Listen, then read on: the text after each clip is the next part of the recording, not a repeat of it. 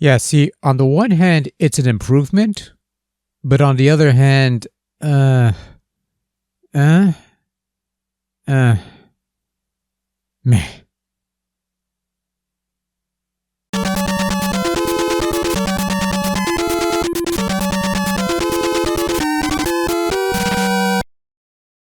Millipede, the 1982 arcade sequel to the 1980 arcade classic Centipede, released in 1984 for Atari 8-bit computers. And have you played Centipede on Atari 8-bit? Then congratulations, you know more or less what to expect from Millipede 2 years later. Except this one has a slightly nicer title screen, and the game in general plays much better than the Centipede one. You look at that early game and how the controls are stiff, the Centipede moves janky, and gameplay in general is inconsistently sluggish. And then you jump over to Millipede where after a few waves they're throwing the entire insect kingdom your way and it plays beautifully. In that regard, it's already a considerable improvement over Centipede, but also not quite. Anyway, let's get the basics out of the way for the 3,000-ish people who don't know how Millipede works because it's such an ancient game nobody plays anymore these days. You control a blaster thing, Millipede comes your way, you have to pick apart its segments to kill it, upon which another will appear, and the cycle continues.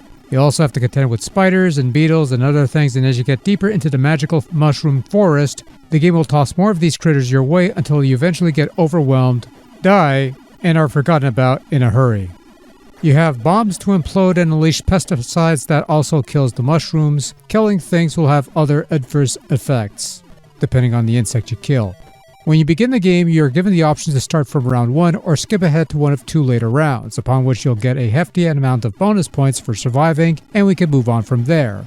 Which is a thing they did in certain arcade games back in the day. You can play either 1 or 2 player alternating play, and that's it. Like I said, Millipede is a step above Centipede as far as the ports to Atari 8-bit are concerned. Control feels much smoother, gameplay is much quicker, the Millipede doesn't move like jank, and most of all, the game isn't a total dumpster fire. Just about the only real knock against it is that it probably starts off a bit on the easy side and takes a really good while before the pace picks up and gets challenging. I don't know, maybe. I feel like I've played my best Millipede on this version, and yet it also feels like a bit of a cheat. Like, this doesn't feel as intense as other ports or even the arcade, but otherwise it plays just fine. Visually, Millipede looks fine, if not a bit simplistic. Only barely a step above 2600 levels in that you've got solid trees and objects, but at least they resemble the things they're supposed to. Key point is that everything moves much smoother here than it does in Centipede. And it's a weird thing that Millipede looks and runs a touch better than the Centipede that grazed the computer line, but looks worse than the Centipede that grazed 5200, which also ran better. So it seems like a step down in some respects, but at least it kinda sorta sounds the part. A bit low-key, but I've heard worse. Overall, Millipede for Atari 8-bit excels where Centipede sort of fumbles.